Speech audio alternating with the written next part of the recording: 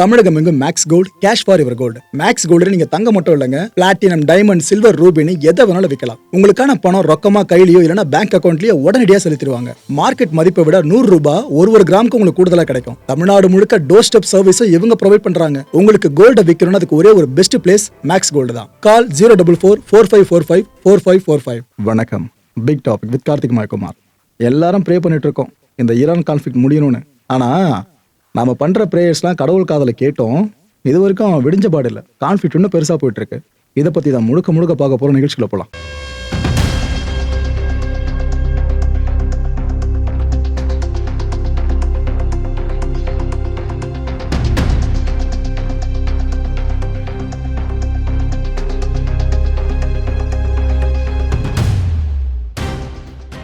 இந்த ஈரானை இப்போ அடிச்சது பார்த்தீங்கன்னா இஸ்ரேலை ஒரு மரண அடி. அதுவும் குறிப்பாக 2 டவுன்ஸ் அவங்க டார்கெட் பண்ணி அடிச்சாங்க. ஒன்று டிமோனா, இன்னொன்று அராதா. ஆக்சுவலாக இந்த 2 பகுதியில் மட்டுமே சேர்த்து பார்த்தீங்கன்னா 160க்கும் மேற்பட்டவங்க காயப்பட்டிருக்காங்க. இஸ்ரேலில் நடந்திருக்க விஷயத்தை பற்றி சொல்கிறாங்க. உலகத்திலேயே அதிசக்தி வாய்ந்த வான் பாதுகாப்பு அமைப்பு வச்சிருக்காங்கன்னு, மல்டி லேயர்டாக வச்சிருக்கான்னு பெரிய இஸ்ரேலுக்கு இருக்கா. ஆனால் அந்த பேரையே கொலாப்ஸ் பண்ணுற மாதிரி தான் ஈரான் அவங்களோட இமேஜ் டேமேஜ் பண்ணி அடிச்சுக்கிட்டு இருக்காங்க. இதில் இந்த அராதில் மட்டுமே எடுத்துக்கிட்டீங்கன்னா 84 பேர் காயப்பட்டிருக்காங்க. இன்னொரு பக்கம் டிமோனில் எடுத்துக்கிட்டீங்கன்னா 78 பேர் காயப்பட்டிருக்காங்க. இன்னும் அடுத்தடுத்த லிஸ்ட்டும் வெளியாயிட்டு இருக்கு. பொதுவாக இஸ்ரேலில் உயிரிழந்தவங்க எண்ணிக்கை, காயப்பட்டவங்க எண்ணிக்கை வெளியே வராதுன்னு தான் நம்ம இது வரைக்கும் நினச்சிக்கிட்டு இருந்தோம்.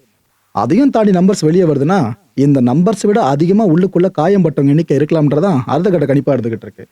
இந்த ரெசிடென்ட்ஸ்லாம் இருக்காங்கல்ல, அவங்களே இப்போ அசஸ் பண்ணிக்கிட்டு இருக்காங்க எந்த அளவுக்கு நாம் இந்த தாக்குதலை எதிர்கொண்டுகிட்டு இருக்கோம், எந்த அளவுக்கு நம்மளோட வீடுகளை உடைமைகளை இழந்துகிட்டு இருக்கோன்னு அங்கே ஃபுல்லாக அசஸ் பண்ணிக்கிட்டு இருக்காங்க. ஆனால் ஈரான்லேருந்து லான்ச் பண்ணப்படுற ஒரு வெப்பனும் இஸ்ரேலை பதம் பார்க்க தவறலைங்க.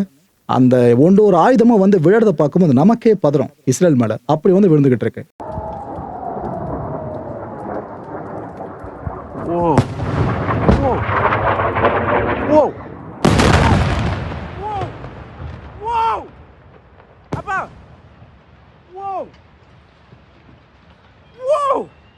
Abba, this just hit the first part.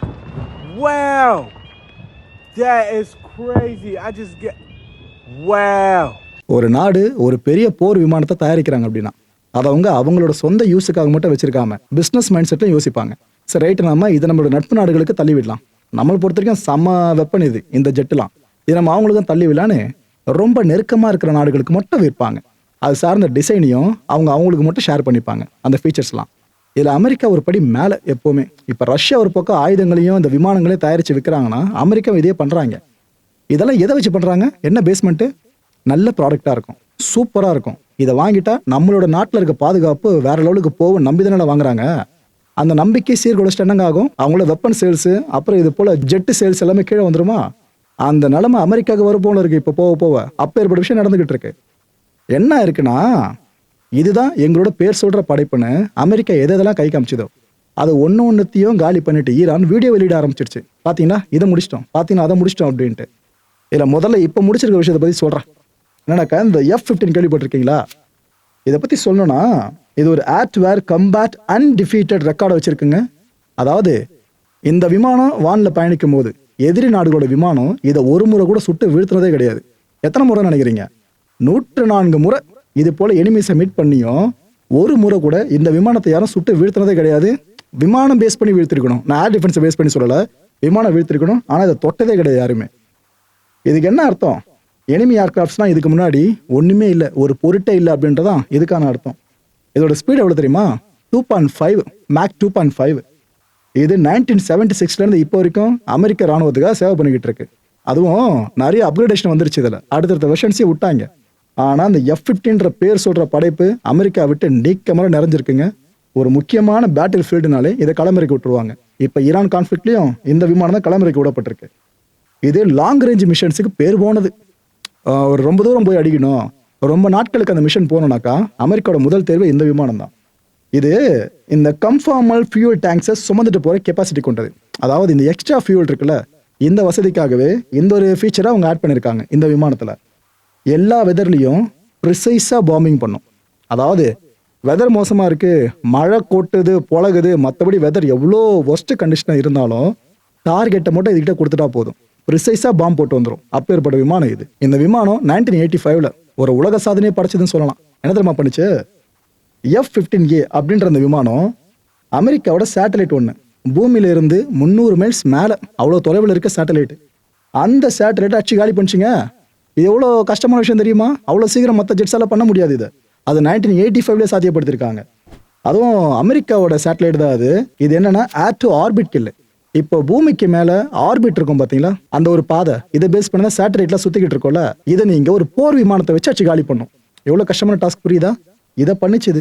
இதுக்கப்புறம் தான் இந்த விமானத்துக்கு பேர் சேட்டலைட் கில்லர் அப்படின்னு வச்சிட்டாங்க. ஏன்னா மற்ற நாடுகள்லாம் பார்த்து மிரண்டுச்சு, என்னப்பா இது விமானம் வேற லெவலில் பண்ணுது, ஆர்பிட்டர்ல இருக்க சேட்டலைட் இருக்க அடிச்சு காலி பண்ணுதுன்னு எல்லாம் வாயார புகழ்ந்தாங்க. அப்பேற்பட்ட விமானம் இது. பண்ணது எப்போதான் ஹைலைட் 1985லயே. விமானத்தை பற்றி பயங்கரமாக உங்களுக்கு ஆவாசா பேசிட்டேன்னா நல்லா அதை எக்ஸாஜரேட் பண்ணி சொல்கிற மாதிரி தெரியுதா? நீங்களே ஃபுல்லாக படித்து பாருங்கள், உண்மை உங்களுக்கே புரியும். அமெரிக்காவோட பேர் போன தயாரிப்புகளில் இது ரொம்ப ரொம்ப முக்கியம். அப்பேற்பட்ட விமானத்தை வச்சு இப்போ ஈரான் அமெரிக்காவுக்கு பெரிய ஷாக்கை கொடுத்துருக்கு. ஒரு வீடியோ வெளியிட்டிருக்காங்க ஈரான். இப்போ அமெரிக்கா ஒரு வீடியோ வெளியிட்டா மட்டும் நான் போடுறேன்ல, அப்போ ஈரான் வெளியிடுற வீடியோ போட்டே ஆகணும்ல, அதை வச்சே போடுறேன். அதில் என்ன காட்சிப்படுத்தப்பட்டிருக்குன்னா, ஏதோ எங்ககிட்ட ஏர் டிஃபென்ஸ் சிஸ்டம்லாம் ஆச்சு காலி பண்ணுறேன்னு சொல்கிறாங்க அமெரிக்காவும் இஸ்ரேலும். அப்படி காலி பண்ணிட்டாங்க அப்படின்னா இந்த விமானத்தை நாங்கள் எப்படி சுட்டு வீழ்த்திருப்போம் அப்படின்ற மாதிரி அந்த வீடியோ வெளியிட்டிருக்காங்க. F-15 விமானம் இருக்குல்ல, இது வரைக்கும் நான் ஆபாசா பேசிட்டு இருந்தேன் பாருங்க, அந்த விமானத்தை நாங்கள் எங்களோட ஏர் டிஃபென்ஸை வச்சு அச்சு காலி பண்ணிட்டோன்னு, அதுவும் ஹார்மூஸுக்கு அருகில் வச்சு நாங்கள் காலி பண்ணியிருக்கோன்னு ஈரான் இப்போ அந்த வீடியோ வெளியிட்டிருக்குங்க. இது எப்பேற்பட்ட ஒரு செட்பேக் அமெரிக்காவுக்கு ஏற்படுத்தும்னு உண்மையாக இருக்கும் பட்சத்தில் சொல்கிறேன், இது ஏற்படுத்தும்னு நீங்களே நினச்சி பாருங்க. அந்த வீடியோ பாருங்களேன்.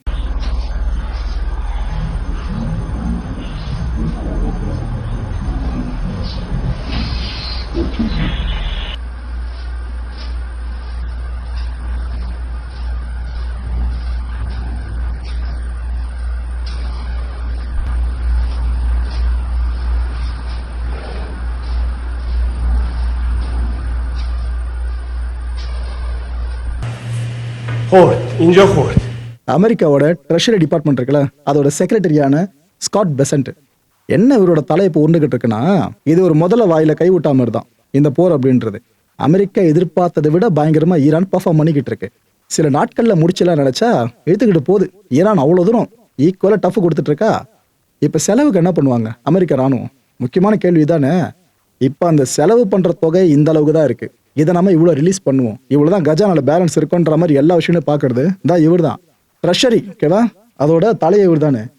இவர்கிட்ட பென்டகன் கேட்டிருக்காங்களாம், ஐயா இது போல 18 லட்சம் கோடி ரூபாய் உங்களுக்கு தேவை இந்திய ரூபாய் மதிப்பில், இந்த கான்ஃபிளிக்ட்டை நம்ம திரும்ப பெருசாக கொண்டு போகிறதுக்கு. அது மட்டும் கிடைச்சா நல்லா இருக்குன்ற மாதிரி அவங்க இன்ஃபார்ம் பண்ணிட்டாங்களாமா. இதை ஸ்காட்டே இப்போ கன்ஃபார்ம் பண்ணியிருக்காரு. ஆமாங்க, பென்டகன் என்கிட்ட கேட்டிருக்காங்க இந்த மேட்டரை. ஆனால் அமெரிக்கன்ஸ்ட இப்போ பயப்பட ஆரம்பிச்சிருக்கீங்களே, இது போல் நீங்கள் அதிகமாக போருக்கு செலவு பண்ணிட்டு அதனால் ஏற்படுற அந்த செலவினத்தை எங்கள் தலையில் கட்டுற போகிறீங்க. ஏற்கனவே டேக்ஸ் நாங்கள் அதிகமாக கட்டிக்கிட்டு இருக்கோம், இதில் வர எங்கள் தலையில் இன்னும் அதிகமாக டேக்ஸ் ஏற்றிட போகிறீங்க. நீங்கள் பண்ணுற செலவுல நாங்கள் எப்படிங்க இவ்வளோ பண்ண முடியுன்ற மாதிரி அந்த மக்களில் பல பேர் குழம்ப ஆரம்பிச்சிட்டாங்க. செய்திகளில் இது சார்ந்து பேனிக்கான நியூஸும் பப்ளிஷ் ஆக ஆரம்பிச்சிடுச்சு. இந்த அமெரிக்கன்ஸோட குழப்பத்துக்கு தான் அவர் பதில் கொடுத்துருக்காரு. இப்போ யாரும் பயப்பட வேணாம். செலவு பண்ண போகிறது உண்மைதான், 18 லட்சம் கோடி ரூபாவை கிட்டத்தட்ட ரிலீஸ் பண்ண போகிறது உண்மைதான். ஆனால் அதுக்கான பேர்டனை ஃபுல்லாக உங்கள் தலையில் இறக்கிட மாட்டோங்க. நீங்கள் இது வரைக்கும் என்ன வரியை கட்டுறீங்களோ அதை மட்டும் கட்டினா போதும். நாங்கள் உங்கள் தலையில் 1% கூட வரியை நாங்கள் இன்க்ரீஸ் பண்ணி கொடுத்துட மாட்டோம். நம்மக்கிட்ட பிளென்டி ஆஃப் மணி இருக்குன்னு சொல்கிறாங்க. அமெரிக்கா கிட்ட இல்லாத காசா? அவங்கள்ட்ட நிறைய காசு இருக்குன்னு நம்மளுக்கு தெரியும். அவர் ஓப்பனாக இங்கே சொல்லியிருக்காரு. 18 லட்சம் கோடிலாம் அதெல்லாம் விடுங்க, அதை விட அதிகமாக நம்மகிட்ட இருக்குன்ற மாதிரி தான் அவர் பேசி வச்சிருக்காரு. ஸோ ஒரு போரில் யார் ஜெயிக்கணும், ஒரு போரை எவ்வளோ பெருசாக எக்ஸ்டெண்ட் பண்ணி கொண்டு போகணும், அதை ஒரு லாங்கான ஒரு போராக மாற்றுற முடிவை யார் எடுக்கணும், இது எல்லாத்துக்கும் இன்வெஸ்ட்மெண்ட் எது தெரியுதா? பணம் மட்டும்தான். இவ்வளோ பணத்தை அமெரிக்கா இவ்வளோ வருஷமாக சேர்த்து வச்சுட்டு இருந்துச்சுல, அதை ஃபுல்லாக இறக்குற மாதிரி தான் இப்போ வேலையை பண்ணிட்டு இருக்கிறது கிளியராக அங்கே தெரியுது. இந்த ஈரான் என்ன பண்ணியிருக்கு, 2 பேலிஸ்டிக் மிசைல்ஸை டியாகோ கார்சியாவில் இருக்க UK-US ஜாயிண்ட் பேஸ் மேலே போட்டதா ஒரு செய்தி நம்ம சமீபத்தில் கேட்டோமா? ஆக்சுவலாக இந்த பேஸ் மேலே டைரெக்டாக அவங்க அடிச்சதா சொல்ல படிச்சிருக்குல்ல, அது கிடையாதுங்க. நம்ம முதலே ஒரு டவுட்டை தெரிவிச்சிருந்தோம். இல்லைங்க, டைரெக்டாக அந்த பேஸை ஹிட் பண்ணியிருந்தால் பிரச்சனை வேறு மாதிரியாக இருக்கும். எங்களுக்கு தெரிஞ்சு அதை ஹிட் பண்ணலன்னு சொல்லியிருந்தோம். கிட்டத்தட்ட இப்போ அதுதான் கன்ஃபார்ம் ஆயிருக்கு. என்னன்னாக்கா, இந்த 2 பேலிஸ்டிக் மிசைல்ஸை ஈரான் லான்ச் பண்ணது உண்மை. ஆனால் ஒன்று பார்த்தீங்கன்னா நடுவான்லேயே இடைமறிக்கப்பட்டுருச்சு, இன்டர்செப்ட் பண்ணப்பட்டுருச்சு. இன்னொன்று பார்த்தீங்கன்னா அது ஷார்ட் ரேஞ்சு போல இருக்குங்க. அதனால் பெருசாக இந்த அளவுக்கு ரேஞ்செல்லாம் ரீச் பண்ண முடியல. அதுவே ஆட்டோமேட்டிக்காக பாதி வழியிலேயே ஊழ்ந்துட்டு இருக்கு மொத்தமாக. ஸோ 2 மிசைல்ஸும் டியாகோ கார்சியா பேஸை தொட்டு கூட பார்க்கல. இங்கே கன்ஃபார்ம் ஆயிடுச்சா உங்களுக்கு? ரைட்டு. ஆனால் இங்கே ஒரு மேட்ரு மட்டும் உலகத்தை பெரிய ஷாக்கில் ஏற்படுத்துகிற மாதிரி ஆயிடுச்சு. என்ன தெரியுமா? ஈரான் கிட்ட என்ன அதிகபட்சம் 2000 கிலோமீட்டர்ஸ் ரேஞ்ச் வரைக்கும் போகக்கூடிய மிசைல்ஸ் இருக்கலாம் அப்படின்னு தான் நினச்சிக்கிட்டு இருந்தாங்க இஸ்ரேலும் சரி அமெரிக்காவும் சரி. ஆனால் ஈரான் எந்த இடத்துல லான்ச் பண்ணிருக்கு தெரியுதா? ஈரான்ல இருந்து இந்த டியாகோ கார்சியா பேஸ் இருக்குல்ல, இதுக்கு இடைப்பட்ட தூரம் எவ்வளவு தெரியுமா? 3800 கிலோமீட்டர்ஸ். ஸோ மற்ற நாடுகள் நினைச்சது 2000 கிலோமீட்டர்ஸ் மட்டும் தான் மேக்ஸிமம் வாங்கிட்டு வச்சிருக்கோன்னு. ஆனால் 3800 கிலோமீட்டர்ஸ் வரைக்கும் ஒரு மிசைல் ரீச் பண்ணிருக்கு பாருங்க. அது இன்டர்செப்ட் பண்ணனா அதுக்கப்புறம் யோசிச்சு பாரு என்ன இருக்கலாங்கன்னு சொல்லிட்டு. இதுதான் உலகத்துக்கே இப்போ ஷாக்க பயங்கரமா ஏற்படுத்திருக்கு. ஆஹா, அப்போ இவங்க நினைச்சா உலகத்துல எந்த நாடுகளும் அடிக்க முடியும் போல இருக்குன்னு இப்போ நம்ப ஆரம்பிச்சிட்டாங்க. இது ஆக்சுவலா ஈரான் சைட்ல கன்ஃபார்ம் பண்ணிட்டாங்க. அதான் இங்க பெருங்கூத்து. அவங்க பயப்படலங்க, ஈரான் பயமே இல்லை. ஆமா, நாங்கள் லான்ச் பண்ணல, அதோட ரேஞ்சு 4000 கிலோமீட்டர்ஸ் சொல்லிட்டாங்க. 3800 நம்ம ஆணு வாயை பொழந்து பார்த்தோம்.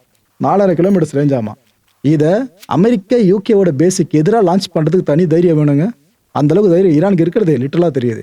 அவங்க முடிவு பண்ணிட்டாங்க போல இருக்கு, எங்க நாட்டோட மிக முக்கிய தலைகளை தூக்கிட்டீங்க, சுப்ரீம் லீடரை நீங்க கொண்டுட்டீங்க, இதுக்கப்புறம் நாங்க அமைதி காத்து என்ன பிரயோஜனம், உள்ள நாங்க இறங்கி அடிக்கிறோன்ற மாதிரி தான் பிஹேவியரை இது வரைக்கும் ஃபுல்லா பார்க்க முடியுது. இந்த ஈரானோட லாங் ரேஞ்ச் மிசைல் இருக்குல்ல, இது ஆக்சுவலா யூகே வரைக்கும் ரீச் பண்ற கேப்பபிலிட்டி கொண்டதுன்ட்டு யார் சொல்லியிருக்கா தெரியுமா? Israel prime minister Benjamin Netanyahu இப்ப சொல்லியிருக்காரு. அவர் கிட்டத்தட்ட யூகேவை உள்ள இழுக்க பார்த்துக்கிட்டு இருக்காப்ல ரொம்ப நேரமா. சரி, அமெரிக்கா வந்தாச்சு, யூகே உள்ள வந்துட்டா நம்மளுக்கு கொஞ்சம் பவர்ஃபுல் ஃபோர்ஸா கிடைச்சிடும் அப்படின்ட்டு. ஸோ சொல்லிட்டாரா யூகே வரைக்கும் பாயும் பார்த்துங்க அப்படின்ட்டு. இதை பற்றி அந்த செய்திகளில் வெளியானதும் யூகேல இருக்க மக்கள்லாம் கொஞ்சம் பதற ஆரம்பிச்சிட்டாங்க. ஆஹா, நாளை பின்ன ஈரானோட மிசைல் நம்ம கிட்ட வந்து ஊந்துட போகுது. ஏன்னா அமெரிக்காவுக்கு இப்போதைக்கு உற்ற நட்பு நாடு யூகே தான் எப்போவுமே. அப்படி இருக்கிறப்ப அமெரிக்கா மேலே இருக்க நம்ம மேலே ஈரான் காமிச்சிட போது அவங்க கொஞ்சம் பயப்பட ஆரம்பிச்சாங்க. இதை பற்றி இந்த யூகேவோட ஹவுசிங் செக்ரட்டரி இருக்கார்ல, ஸ்டீவ் ரீடு, இவர்கிட்ட கேள்வி கேட்கப்பட்டுச்சு. என்னங்க இது போல மக்கள் பேனிக்காக ஆரம்பிச்சிருக்காங்க, என்ன மேட்ரு ஏதுன்னு சொல்லிட்டு. ஒரு என்ன சொன்னார்னா, ஒன்றும் ஒரி பண்ணாதீங்க, இஸ்ரேல் சொல்லியிருக்கு இது போல் யூகே வரைக்கும் ஈரானோட மிசைல்ஸ் வர வாய்ப்பு இருக்குது அப்படின்ட்டு. ஆனால் நாங்கள் இது வரைக்கும் இன்டெல் ரிப்போர்ட்டில் எடுத்து பார்த்த வரைக்கும் ஈரானுக்கு அப்படி எண்ணம் இருக்கிறதாவே தெரிலன்ட்டாருங்க. தெளிவாக சொல்லிட்டாப்புல, இருக்கிறதாவே தெரில, நம்மளை அவங்க டைரக்ட் அட்டாக் பண்ணுறதுக்கு வாய்ப்பு இப்போதைக்கு இல்லைன்ட்டு அவர் ஆணித்தரமாக இங்கே சொல்லியிருக்காரு. ஈரானோட மைண்ட்லேயே அந்த விஷயம் இல்லைன்றாப்புல. இவங்க சொல்லிடலாம், ஈரான் மேலே என்ன இருக்கோ. நான் சொல்கிற ஒரு பாசிபிலிட்டி யோசிச்சு பாருங்க, யூகே படம் மட்டும் ஈரான் ராணுவத்தை டைரெக்டாக இப்போ எதிர்க்கிறாங்கன்னு வைங்க, அதுக்கப்புறமா ஈரான்லேருந்து எந்த மிசைல யூகே மேலே வந்து விழாதுன்னு யாரால சொல்ல முடியும்? அது நடந்துருச்சுன்னா இதுவும் நடக்கும். ஸோ அலர்ட்டாக இருக்கிறது நல்லது. இதுக்கு மத்தியில் யூகேவோட HMS Anson nuclear powered submarine இருக்குல்ல, இதை கொண்டு வந்துட்டாங்க. நான் இதை மனசில் வச்சு தான் முன்னாடி அந்த மேட்டர் உங்ககிட்ட சொல்லியிருந்தேன் கம்பேரிசனுக்காக. இது இப்போ அரேபியன் சீல நிலை கொண்டு இருக்குங்க. இந்த சப்மரின்ல என்ன தெரியுமா ஒரு யூனிக்கான விஷயம், டோமஹாக் மிசைல் இருக்குல்ல, அது எக்யூப்டு இந்த சப்மரின்ல. ஸோ இந்த மிசைலை வச்சு நீங்கள் எந்த அளவுக்கும் தீவிரமாக ஒரு அக்ரஷனை கொண்டு போக முடியும். ஆக்சுவலாக இது எதுக்காக பண்ணுறீங்கன்னு சொல்லி யூகே கிட்ட கேட்குறப்ப அவங்க என்ன தெரியுமா சொல்கிறாங்க, இல்லைங்க அமெரிக்கா எங்களோட பேஸை பயன்படுத்தி நாங்கள் அலோவ் பண்ணிட்டோம், அமெரிக்கா வந்து பேஸை பயன்படுத்தி ஈரான் அடிக்க ஆரம்பிச்சிட்டாங்க, ஈரான் இதனால கோவப்பட்டு நாளை பின்ன ஏதாவது வேலையை பண்ணிட்டாங்கன்னா அதுக்கெல்லாம் சேர்த்து ஒரு முன்னெச்சரிக்கை நடவடிக்கையாக தான் நாங்கள் இந்த சப்மரினை பிளேஸ் பண்ணியிருக்கோம். மற்றபடி நாங்கள் வாலண்டியராக போய் ஈரான் படையை காலி பண்ண போகிறோம் அதெல்லாம் கிடையாதுன்னு அவங்க சொல்லியிருக்காங்க. கிட்டத்தட்ட ஒரு பயம் கலந்த சப்பக்கட்டு தான். ஏன்னா யூகேக்கு நல்லா தெரியும் நாலு பின்ன ஈரானோட மிசைல் நம்ம பகுதி வரைக்கும் ரீச் பண்ண வாய்ப்பு இருக்குன்னு. பிகாஸ் அவங்க ப்ரூவ் பண்ணுறாங்க டியாகோ கார்சியா வரைக்கும் அடிச்சு. ஸோ இந்த பயம் ஒரு பக்கம், இன்னொரு பக்கம் அப்படி அடிச்சாங்கன்னா என்ன பண்ணுறது, ரெடியாக இருப்போம், திருப்பி அடிக்கிறது ரெடியாக இருப்போன்ற மாதிரி தான் இந்த வேலையை பண்ணியிருக்காங்க. இதுக்கு மத்தியில் சோஷியல் மீடியா முழுக்க ஒரு பொலிட்டிக்கல் சட்டர் வீடியோ சுற்றிக்கிட்டு இருக்க பாருங்க. என்ன தெரியுமா, ட்ரம்ப் சமீபத்தில் சொன்னார், நான் யூகேவோட பிரைம் மினிஸ்டர்கிட்ட பேசினேன், ஆனால் இந்த வாரில் ஜாயின் பண்ண மாட்டேன்னு சொல்லிட்டாரு. கேட்டால் பொதுமக்கள் நலன் தான் முக்கியன்றாரு, எனக்கு மட்டும் மக்கள் நலன் முக்கியம் இல்லையா, உலக மக்களுக்காக தான் நான் போராடிக்கிட்டு இருக்கேன், ஆனால் யூகே பிரைம் மினிஸ்டர் போரில் வரைய மாட்டார் அப்படின்ட்டு என்னென்னமோ திட்டினாப்ல. நேட்டோ நாடுகளை திட்டுறதுலையே இவங்களை கொஞ்சம் தனியாக கவனிச்சு திட்டுற மாதிரி தான் பயங்கரமாக திட்டினாப்ல. இப்போ அது அங்கே நிறைய காமெடியன்ஸை சேர்ந்து வீடியோஸை மேக் பண்ணி போட ஆரம்பிச்சிட்டாங்க. யூகே பிரைம் மினிஸ்டர் சார்ல அமர்ந்திருப்பாரு, ட்ரம்ப் அங்கேருந்து வந்து பேசுகிற மாதிரி இது போல் நிறைய வீடியோஸ் மேக் பண்ணி போட ஆரம்பிச்சிட்டாங்க. என்ன பயந்து போய் உள்ளே நடுங்கி கிடக்குறீங்க, வெளியே வந்து போரில் ஈடுபடலான்னு அவங்களே ட்ரிகர் பண்ண ஆரம்பிச்சிட்டாங்க. ஏற்கனவே பிரச்சனை பெருசாக போயிட்டு இருக்கு. இந்த வீடியோஸ் மேலே வீடியோஸ் போட்டு இது இன்னும் பெருசாக மாற்றுற மாதிரி தான் பல பேரும் காமெடி நினச்சி பண்ணிக்கிட்டு இருக்காங்க. சரி விடுங்க. இது வரைக்கும் இந்த மிடில் ஈஸ்ட் கிரைசிஸில் எத்தனை பேர் இந்தியர்கள் கொல்லப்பட்டிருக்காங்க தெரியுமா? 6 பேருங்க. இது வரைக்கும் 6 பேர் கொல்லப்பட்டிருக்காங்க. ஒரு இந்தியர் காணோம். ஆக்சுவலாக மிடில் ஈஸ்டில் நம்ம இந்திய மக்கள் எவ்வளோ பேர் வசிச்சுட்டு இருக்கான்னு கண்டிப்பாக தெரியும். வேலை பார்க்குறாங்க அவ்வளோ பேர் அங்கே. இதில் நிறைய பேர் நம்ம நாட்டுக்கு திரும்ப வந்திருந்தாலும் மிச்சம் இருக்கிற நிலைமை அதெல்லாம் யோசிக்கணும்ல. இப்போ நம்ம இந்திய அரசு என்ன சொல்லியிருக்காங்க, ஆமாங்க கொல்லப்பட்டவனோட பிரேதங்களை நாம் இங்கே பத்திரமா எடுத்துகிட்டு வரதுக்காக என்னென்ன பண்ண முடியுமோ அதை பண்ணிக்கிட்டு இருக்கோம். அந்த ஒருத்தர் காணாமல் போனான விஷயம் வந்துச்சுல்ல, அவர் யார் என்ன நாங்கள் தேடிக்கிட்டு இருக்கோம்னு நம்ம இந்திய அரசும் இப்போ இந்த விஷயத்தை கன்ஃபார்ம் பண்ணியிருக்காங்க. இதுக்கு மத்தியில் இந்தியா ஒரு நல்ல விஷயத்தை ஆரம்பிச்சிட்டாங்க. நான் அதையும் இங்கே சொல்லிடுறேன். எல்பிஜி தட்டுப்பாடு நம்ம நாட்டில் தலைவிரிச்சு ஆட ஆரம்பிச்சிடுச்சா. அமெரிக்கால இருந்து எல்பிஜியை இம்போர்ட் பண்ற விஷயத்த நம்ம கவர்மெண்ட் ஆரம்பிச்சிட்டாங்க. இதுல ஃபர்ஸ்ட் கப்பல் ஒண்ணு, இந்த பச்சிஸ் பாயனியர்னு சொல்லிட்டு இந்த கப்பல் டெக்ஸஸ்ல இருந்து கிளம்பி நம்ம மேங்களூர்ல இருக்க போர்ட் இருக்குல்ல அங்க வந்து டாக் பண்ணிடுச்சுங்க. இந்த விஷயம் இப்ப நடந்திருக்கு. இதுக்கப்புறம் இது தொடர்ந்து நடக்கவும் போகுது. ஸோ இதெல்லாம் கொஞ்சம் பில்டப் ஆக ஆக ஆக நம்ம நாட்டில் எல்பிஜி சார்ந்த தலைவலி ஓரளவுக்கு சால்வ் பண்ணப்பட வாய்ப்பு இப்போ கிரீன் சிக்னலாக தெரியுது. இதுக்கு மத்தியில் கத்தாரில் ஒரு விஷயம் நடந்திருக்கு. இது ஈரான் போர்ல சம்மந்தப்பட்டதா இல்லைனா தலைவிதியே நடந்திருக்கா தெரியல. என்ன இருக்கு, இந்த ஹெலிகாப்டர் இருக்குல்ல அங்கே ரொட்டீன் டியூட்டியில் ஈடுபட்டிருக்கு. அதுக்குள்ள ஆட்களே இருந்திருக்காங்க. இது திடீர்னு கிராஷ் ஆகுது. என்ன நம்ம ரீசன் சொல்லியிருக்காங்க, டெக்னிக்கல் மால் ஃபங்க்ஷன் சொல்லியிருக்காங்க. ஆனால் அதில் பயணிச்சவங்கள 6 பேர் உயிரிழந்துட்டாங்க. ஒருத்தர் மட்டும் காணும்னாங்க. மேபி அவரோட உயிர் போயிருக்குன்றதான் அடுத்த கட்ட தகவலாக இருந்துகிட்டு இருக்கு. ஸோ இத்தனை பேர் உயிரிழந்திருக்காங்க. இதை பற்றி கத்தாரோட டிஃபென்ஸ் மினிஸ்டர் என்ன சொல்லியிருக்காங்கன்னா, இல்லைங்க இது வரைக்கும் நாங்கள் பார்த்த வரைக்கும் இது டெக்னிக்கல் மால் ஃபங்க்ஷன் தான் அப்படின்னு சொல்லிட்டாங்க. ஒருவேளை இந்த வாரில் தொடர்பு பட்டதாக இருந்து ஏதோ ஒரு இம்பாக்ட் ஏற்பட்டிருந்தா யோசிச்சு பாருங்களேன், இது எவ்வளோ பெரிய கான்ஃப்ளிக்டாக மாறணும். இந்த ஈரானோட அக்ரஷன் மிடில் ஈஸ்ட் முழுக்க ஒரு வழி ஆக்கிட்டு இருக்குல்ல. இப்போ சவுதியோட ரியாத் இருக்குல்ல அந்த பகுதியை நோக்கி 3 பேலிஸ்டிக் மிசைல்ஸை ஈரான் லான்ச் பண்ணியிருக்கு. இதுல ஒரு மிசைலை இன்டர்செப்ட் பண்ணிட்டாங்க. அப்போ ப்ரோ மற்ற 2ன்னு கேட்டீங்கன்னா, அந்த மற்ற 2 மிசைல்ஸும் ஆள் நடமாட்டம் இல்லாத இடத்துல வந்து விழுந்திருக்காங்க. இதை இந்த சவுதி மிலிட்ரி சொல்றதை வச்சு சொல்றேன். ஆள் நடமாட்டம் இல்லாத இடத்துல வந்து விழுந்திருக்கான். அங்க ஆள் நடமாட்டம் இருந்திருந்தா யோசிச்சு பாருங்க.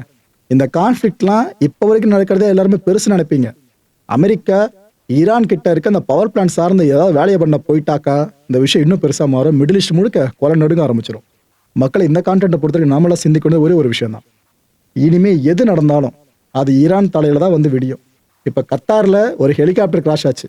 அவங்களே அது டெக்னிக்கல் மால் ஃபங்க்ஷன் சொன்னாலும் டவுட் ஈரான் மேல திரும்புது பாத்தீங்களா. இது மாதிரி நிறைய இதுக்கப்புறம் எது நடந்தாலும் ஈரான் சார்ந்தா கை காட்டுற மாதிரி ஆயிடுங்க. அடுத்த நிகழ்ச்சி சந்திக்கலாம். நன்றி, வணக்கம். தமிழகம் எங்கும் Max Gold, cash for your gold. Max Gold நீங்க தங்க மட்டும் இல்லைங்க, பிளாட்டினம், டைமண்ட், சில்வர், ரூபினி எதை வேணாலும் விற்கலாம். உங்களுக்கான பணம் ரொக்கமா கையிலயோ இல்லைன்னா பேங்க் அக்கௌண்ட்லயோ உடனடியாக செலுத்திடுவாங்க. மார்க்கெட் மதிப்பை விட 100 ரூபாய் ஒரு கிராமுக்கு உங்களுக்கு கூடுதலா கிடைக்கும். தமிழ்நாடு முழுக்க டோர் ஸ்டெப் சர்வீஸை இவங்க ப்ரொவைட் பண்றாங்க. உங்களுக்கு கோல்ட விற்கணும்னு அதுக்கு ஒரே ஒரு பெஸ்ட் பிளேஸ் மேக்ஸ் கோல்டு தான். கால் 04445454545. என் அன்பார்ந்த மாயம் ஸ்டுடியோஸ் நேயர்களே, மாயம் பக்தின்னு ஆன்மீகத்துக்காக பிரத்யேகமா ஒரு சேனலை கொண்டு வந்திருக்கோம். மறக்காம சப்ஸ்கிரைப் பண்ணி அந்த சேனலுக்கு உங்களோட ஆதரவை மனப்பூர்வமா தெரிவிங்க. வணக்கம் மாயம் ஸ்டுடியோஸ் நண்பர்களே. மாயம் ட்ரெண்ட்ஸ் அப்படின்ற ஒரு புதிய ஃபேஸ்புக் பேஜை ஓப்பன் பண்ணியிருக்கோம். நீங்கள் யூடியூப்ல பார்த்துட்டு இருக்கீங்களா நம்மளோட கான்டென்ட்ஸ்லாம். இதெல்லாம் விட ஒரு படி மேலே ரொம்ப கிறிஸ்பாவும் ரொம்ப சூப்பராகவும் நிறைய கான்டென்ட்ஸ் உங்களுக்கு இந்த பேஜில் காத்துட்டு இருக்குங்க. ஸோ உடனடியாக ஃபேஸ்புக் பிளாட்ஃபார்ம் போங்க, மாயம் ட்ரெண்ட்ஸ்னு டைப் பண்ணி சர்ச் பண்ணி நம்ம பேஜை ஃபாலோ பண்ணுங்க. அப்படியே நம்ம சேனலையும் நீங்கள் சப்ஸ்கிரைப் பண்ணிட்டீங்க அப்படின்னா இன்னும் நிறைய புது கான்டென்ட்ஸை உங்களுக்காக ப்ரொடியூஸ் பண்ணி கொடுத்துக்கிட்டே இருப்பாங்க. நீங்கள் பண்ணுற ஒவ்வொரு சப்ஸ்கிரிப்ஷனும் எங்களுக்கு பெரிய மோட்டிவேஷனாக அமையும்.